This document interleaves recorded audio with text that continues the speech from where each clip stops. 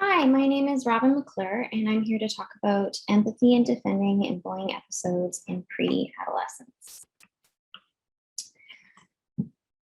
As you know, bullying is a global problem. In Canada, where I live, 34% of Canadian students reported being bullied at least once in the last 2 months.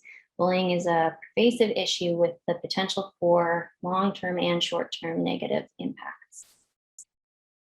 Bullying has long been recognized as a group phenomenon. There are multiple approaches as bystanders. So there's the bully and the victim.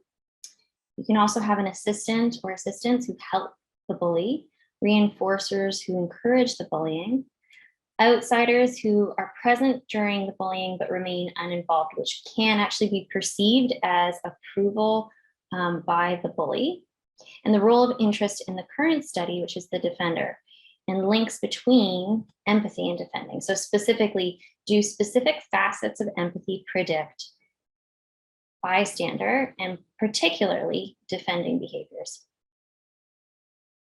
Defenders are individuals who deliberately try to confront the bully, make the victim feel better, or prevent future bullying. There have been a number of ways that defenders have been categorized and defined. Regentes in 2016 made the distinction between bully-oriented and victim-oriented defending. So bully-oriented defenders, their actions are towards the bully. Victim-oriented, their actions are towards the victim. Bellacci and Farina in 2010 divided defenders into 3 categories. So defenders, which we would think of as maybe more traditionally what a defender would be, someone who intervenes directly during the event, but then also included consolers and mediators, which was a new addition. These are individuals who try to repair the relationship between the bully and the victim, and was something that they introduced as a new role. There's also been developmental research. TRAC did developmental research based on interview data with students, originally done by Rock Henderson in 2002. And from those responses, the antisocial defending was something that TRAC emphasizes a new addition. So things like aggressive responses towards the bully that is defending, but done so in maybe antisocial ways. Interventions also offer some insight into possible bystander responses. The Anti-Discrimination Response Training Program, created by Dr. Ishu Ishiyama, was designed for adults to encourage active rather than passive bystanding when witnessing discrimination. Dr. Ishiyama's program offers a wealth of bystanding options not typically included in the defending field. Integrating across studies, I subdivided bully-oriented and victim-oriented behaviors. And so these are the bystander behaviors and defending behaviors that I included. So my study was integrated these and looked at them in detail. So those are the dimensions that I proposed. To capture these behaviors, I created a self-report measure. Each scale had 4 to 5 items. This measure captures all of the types of defending behaviors that I delineated, integrating across studies. The definition of empathy used for this study is that empathy is the act of coming to experience the world as you think someone else does. In the field, there's a long-standing distinction between affective and cognitive empathy. I chose to focus on the most relevant facets of cognitive and affective empathy with links to bystanding behavior. And in addition to those, active empathy was added. Affective empathy is an automatic bottom-up processing of others' emotions. Many studies only look at one component of affective empathy as it relates to defending behavior. My study included 2 facets of active empathy: empathic concern and empathic anger. So empathic concern is having tender, concerned, sympathetic feelings for others, and has been positively linked to direct intervention during bullying episodes and defending generally in the field. Empathic anger is experiencing anger on behalf of another stemming from that experience of empathy. It's considered a catalyst for action and has actually not been explored very much at all in the defending field. Although it does show promise.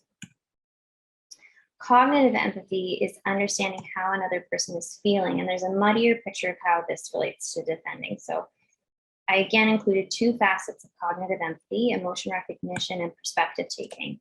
Emotion recognition is the ability to recognize how another person is feeling, and that has been negatively linked to antisocial activities in previous research. Perspective taking is understanding and taking the perspective of another, and in the field it's been linked to pro-social behaviors and sometimes defending, but there's been mixed results here. So the current study includes both emotion recognition and perspective taking. Active empathy.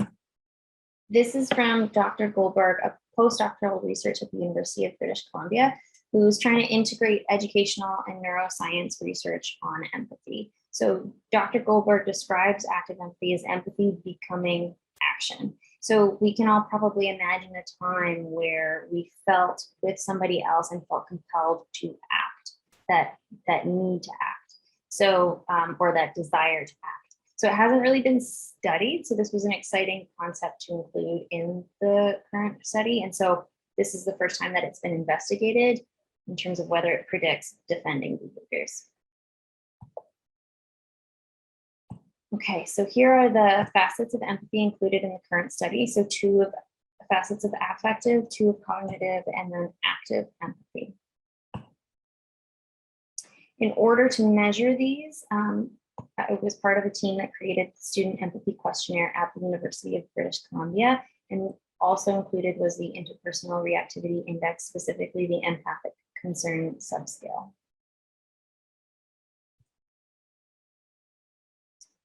Okay, so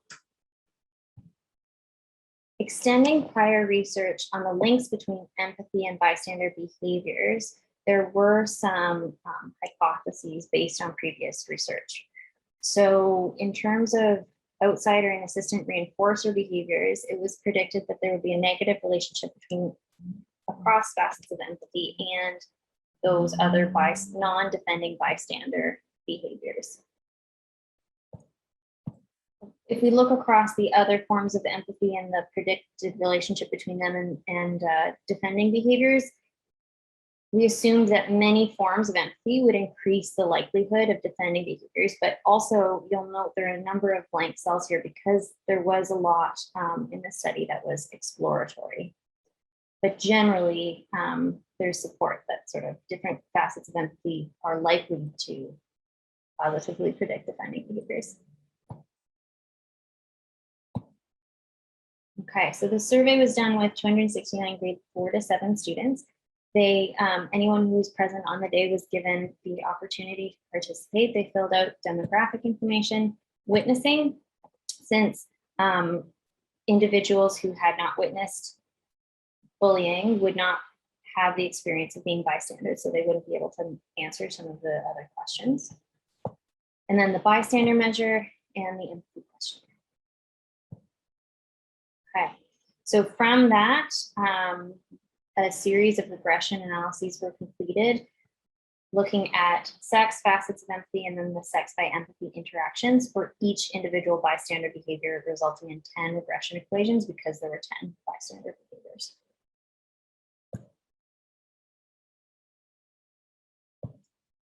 This is just to remind us of the 10 dimensions of bystander behaviors I was looking into. I will start by discussing the results for aggressive responding, given that is a low frequency behavior not typically included in the literature. So here we can see that there was, for aggressive defending, a significant sex by empathy interaction. Based on that sex by empathy interaction, male and female students were run separately. So male students who endorsed higher levels of perspective taking reported responding aggressively less when witnessing bullying. Female students' self-reported aggressive responses were predicted by higher levels of empathic anger and lower levels of self-reported active empathy. I think it's important to note here that overall, male students reported more frequent aggressive responding than female students. Okay, so now we'll look at the others. So firstly, the model was a poor fit for assistant reinforcer and outsider behaviors. Secondly, active empathy emerged as an important and significant predictor across defending behavior, safe or aggressive responding. The next most important predictors were, for the most part, a combination of empathic anger and perspective taking. Also, there was only one significant main effect of sex for self-reported mediator behaviors, where boys reported more mediation in response to witnessing than girls. Overall, the current study illustrates the nuanced relationship between facets of empathy and specific defending behaviors. Empathy is a significant and substantial predictor of defending behaviors. It is not as critical for understanding a lack of defending behaviors.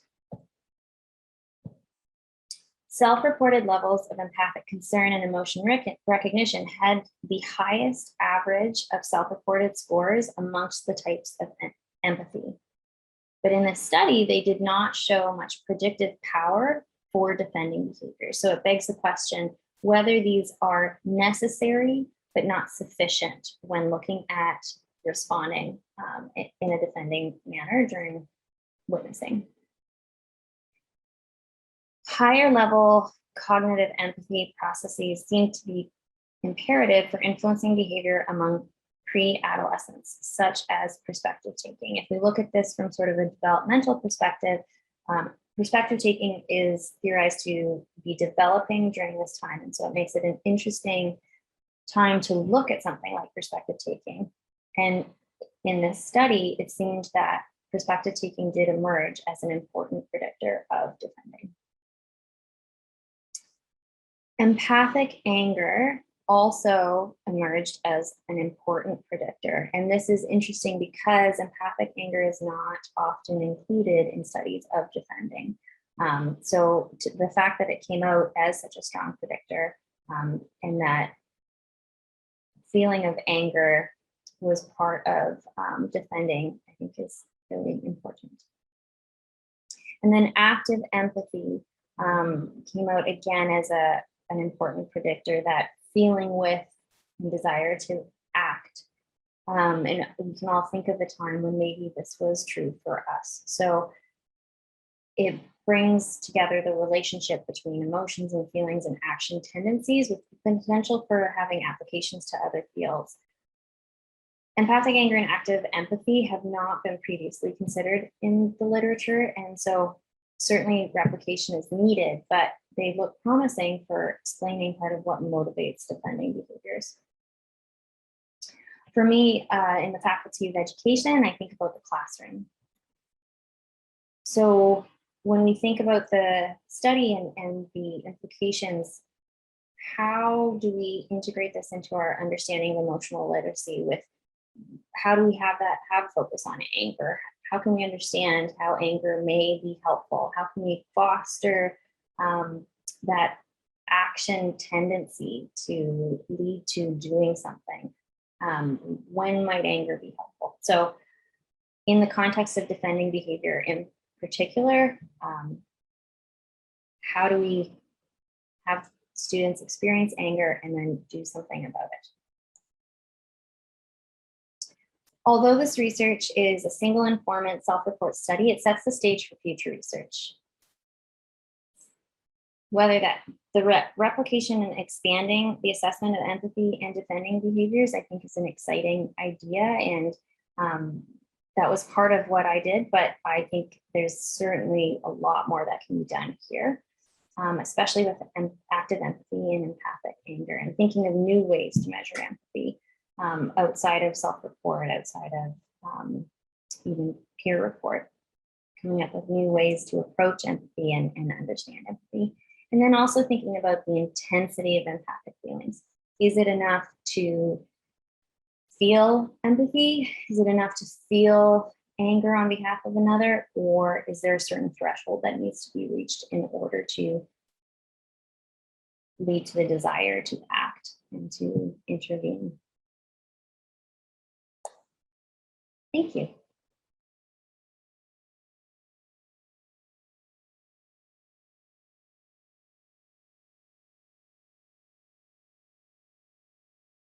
Good day, dear colleagues. My name is Alexandra Bochaver. I work at the Higher School of Economics University in Moscow, Russia. And now let me present you the results of the project that is titled, one moment, School Climate and Anti-Bullying Practices Used by School Staff.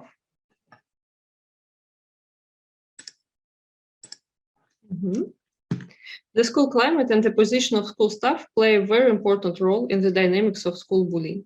Many studies show how the way teachers behave in response to bullying situations and other forms of violence largely determines social dynamics in the classroom. Bullying behavior can be stopped or supported by teachers. When teachers convey the values of respect and mutual support and take care of relationships, it creates trust between children and adults and develops pro-social ways of communication.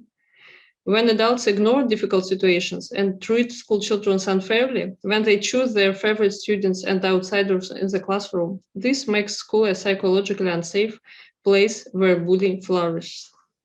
Children do not always get help in bullying situations for various reasons. The aim of this study is to analyze how school employees present their activities against bullying and how they describe the activities of school authorities. The online survey involved 214 school employees from different regions of Russia. They filled out a questionnaire with open questions. Firstly, they described the school climate. Secondly, the practices they implement to maintain a healthy school climate and reduce bullying. And thirdly, the contribution of school authorities to support a positive climate and reduce bullying. Thematic analysis was used to process the text data. Three main categories of practices were identified: proactive activities, which include different kinds of prevention; reactive activities, which include solving the situations which happen; and ignoring or destructive behavior. The answers turned out to be very interesting. It can be seen that teachers put a lot of effort into preventing various difficult situations. They take care of relationships and the climate in general. More than 85% of all answers describe universal, multidirectional practices of preventive activities. At the same time, only about 15% of the answers described actions in response to already happened bullying situations. Finally, some respondents evaded the answer and did not describe any clear activities toward bullying. Regarding the behavior of the school authorities, according to respondents, we see a close but different picture. The most filled category, again, is preventive activity, but about half of the answers speaks about it. About a third of the answers describe the authority active response to the situations that have occurred. It includes personal engagement and involving of various additional specialists. And even more than 20% of the answers indicate that the authorities do not take constructive actions towards bullying situations. What about the school climate? We divided climate descriptions into three categories, which included the positive climate, a tense climate, full of competition and aggression, and an isolating climate, where people feel lonely and do not receive social support. In schools where the authorities ignore bullying, where they behave destructively and do not conduct preventive activities towards bullying, bullying situations happen significantly more often. This is not surprising. In schools where the climate is described as positive, the frequency of bullying is significantly lower compared to schools where the climate is described as tense or isolating. However, statistical analysis did not show any links between teachers' activities and their assessment of the school climate. In general, this study shows several important results. Firstly, the behavior of school staff in relation to bullying is very heterogeneous. The behavior of school authorities, according to respondents, is also heterogeneous. It is clearly seen that school staff prefer preventive work than solving urgent, difficult situations. In addition, the results show that infrequently, but there is ignoring and lack of struggling with bullying at both levels. Certain associations between adult behavior, school climate, and bullying frequency have been shown, but these results need further research. It is important that apparently teachers themselves do not see their contribution to the school climate. In general, two most important practical questions arise on the basis of these results. The question about the competencies and a question about the motivation of those who struggle with bullying and those who do not do it. Thank you very much for your attention. Here's my email. You can use it if you are interested in this study or in collaboration. Thank you.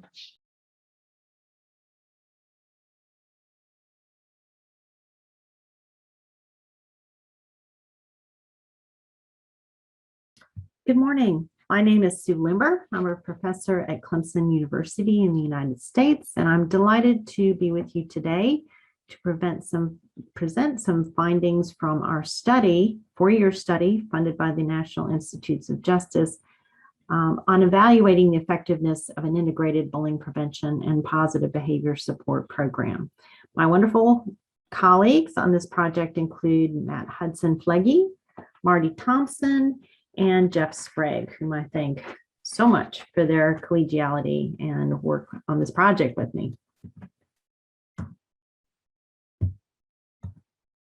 Although our broader funded project had a somewhat broader focus and project goals, for the purpose of this presentation, I wanted to highlight three primary goals. The first was to develop a comprehensive, feasible, and effective intervention for use in kindergarten through 12th grade schools, which combines two evidence-based programs into one integrated program. The two programs are school-wide positive behavioral interventions and supports, known as school-wide PBIS, and the Olweus Bullying Prevention Program, also referred to as OBPP. A second goal for today and from the project was to evaluate the effectiveness of the Olweus Bullying Prevention Program through a randomized methodology. And a third goal was to evaluate the effectiveness of the integrated intervention.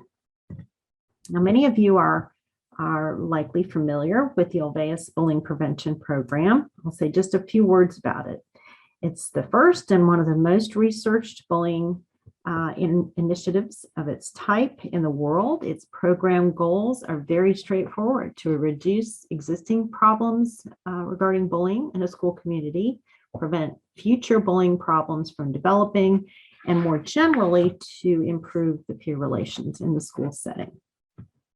The Olweus program is a universal school-wide effort that involves all the adults, all of the students in a school community, from kindergarten, about age 5 in the United States, through 12th grade, about age 17 or 18.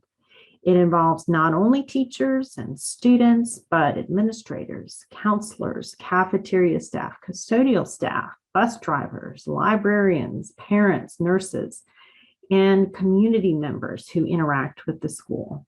As you can see from the graphic here, the program involves components at different levels. School-wide interventions are an important part of the program, as are classroom level interventions, individual interventions with particular students, and interventions that engage the wider community. And parents are an important, are really critical components or contributors at all of these levels. The Olweus program focuses on preventing bullying, but also responding effectively to bullying problems that may arise. It focuses on changing the climate and the social norms around bullying and restructuring the school setting to make bullying less likely. It has a strong, and as you'll see, growing research base. Research involving a variety of different methodologies, different populations, different countries and settings have found the program to be successful in reducing bullying among students in primary as well as in secondary grades in schools. Many of you are also familiar with positive behavioral interventions and supports, PBIS. For those who aren't, just a few words. The goal of this approach is to prevent antisocial behavior and to improve student safety. It does this by defining and specifically teaching behavioral expectations to students, by acknowledging and rewarding appropriate behaviors, and by implementing appropriate consequences for inappropriate behaviors. It provides multi-tiered supports for students and also uses database decision-making, which allows school staff to design supports for students based on very up-to-date information about student behavior. This approach has been found to be effective in reducing the proportion of students with serious behavioral problems, as well as improving the overall climate of the school community. There have been national as well as international calls to integrate, where possible, school interventions in order to do a number of things. First, to address the limitations of standalone programs, but also to better meet the needs of schools and the school community. We know that thousands of schools here in the United States implement PBIS, and thousands implement the Olveus Bullying Prevention Program. Quite a few have implemented both, and many, recognizing both the commonalities in approach of these initiatives, but also recognizing the complementary nature of the efforts, have expressed a desire to implement an integrated model. So as you can see in this Venn diagram, both models share a tiered approach to prevention and intervention, with all students receiving some interventions, tier 1, many receiving some additional interventions as needed, tier 2, and a smaller group receiving very targeted tier 3 interventions. In the middle circle, you can see here that both also share common structures and elements. Our study, as I mentioned, was funded by the National Institutes of Justice, which is part of the U.S. Department of Justice. It was a 4-year study in which a single large school district that had 3 distinct attendance areas was divided randomly into 3 conditions. First was a control condition in which schools didn't implement either the Olveus program or school-wide PBIS. A second condition in which schools implemented only the Olveus program. And then a third condition in which schools implemented the integrated model. The school district, which was located in the state of South Carolina, in the southeastern United States, you can see there in red on the map, was very large in size, but rural, and in other words, very sparsely populated. The school district contained 17 elementary, middle, and high schools across these 3 attendance areas and served approximately 7,500 students. Our evaluation involved surveying all staff and all students at control and intervention schools at baseline and then annually for 3 years after the implementation of the 2 programs. These yearly surveys assessed attitudes, perceptions, and behaviors related to bullying, as well as aspects of the school climate. Staff at the intervention schools completed additional surveys twice a year that assessed fidelity of program implementation, their satisfaction with the intervention, as well as the staff's self-efficacy, their perceptions about their ability to make positive changes at the school. Our participants included, as I mentioned, both youth and staff. We had 16,000 students in grades 3 through 12 complete surveys over 4 years. You can see the breakdown for the different conditions. And then 2,100 staff surveys were completed over the course of the 4 years, again, involving not only teachers, but many other important staff within the school environment. Although I don't have time to go into the details of our various measures, here's a listing of the different types of scales that we used in our student surveys, looking at bullying, student characteristics such as depression, stress, self-esteem, aspects of the school environment, as well as substance abuse. And for the staff survey, a sense of scales and items here, their perceptions and their reported rates of bullying, victimization, and perpetration, staff's perceptions of how much goes on in the school environment, their perceptions of bullying policies and how well those are communicated to students and staff and parents, how well and how often they they believed they and other staff intervened in bullying, for example, as well as, again, aspects of the broader social environment of the school. So what did our analyses find? I'm going to start with some key findings, just a glimpse at some of our many findings from the student surveys. So first, let's look at program effects on bullying victimization and bullying perpetration. The orange line in all of these figures represents responses from youth at the Olweus only schools. The purple line represents youth at the integrated program schools. And then the light blue line are responses from youth at the control schools. So as the figure on the left shows, students in both of the intervention conditions, again, the orange and the purple lines, reported significant reductions over time in being bullied. Whereas if you look at the blue line, you can see there were slight increases in victimization, bullying victimization in the control group. As the figure on the right shows, students in the Olweus only condition showed significantly greater reductions in bullying perpetration, bullying others, compared with students in the control condition, as well as those in the integrated condition. We're also interested in students' reports of fear of being bullied, whether or not they were bullied. You can see that fear of being bullied decreased for both intervention conditions, while it increased in the control conditions. What did our analyses from staff surveys reveal? Give you again just a glimpse at some of the findings. Based on analyses of program satisfaction, a program satisfaction scale, we found high levels of teacher satisfaction with both the Olweus bullying prevention program and the integrated program. Of course, those in the control condition weren't surveyed with regard to these questions. Similarly, analyses of the teacher efficacy scale on the right indicated that staff in both intervention conditions had strong beliefs in their ability to make positive changes in school. There were significant differences in satisfaction scores and self-efficacy scores in these two conditions, with the Olweus schools performing slightly better than the integrated schools, which is what you might expect when you compare a well-established intervention to a newly integrated program. At the same time, I want to point out that the difference between the two groups here is very small, less than half a standard deviation, and both satisfaction and self-efficacy was quite high in both cases.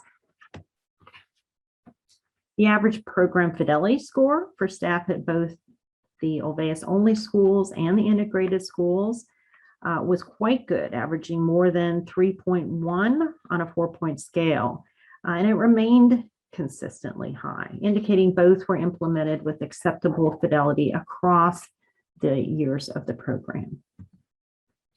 We found significant time by group interactions for a number of staff variables. So for example, compared with staff in the control condition, staff in both the intervention conditions showed significant increase in their perceptions that their schools had clear rules and policies about bullying. And compared with staff in the control condition, those in the intervention conditions were more likely over time to say that students always or almost always told a teacher when they had been bullied, and a very important part of any bullying prevention effort in schools.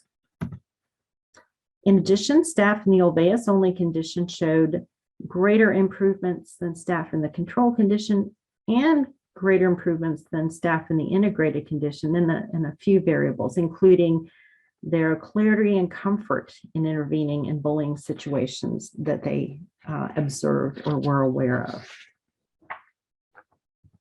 So in conclusion, consistent with a number of previous quasi-experimental studies, this randomized design found that the Olweus bullying prevention program was effective in reducing bullying, victimization, bullying perpetration, and in decreasing student fears about bullying, among other findings, when compared with a control condition.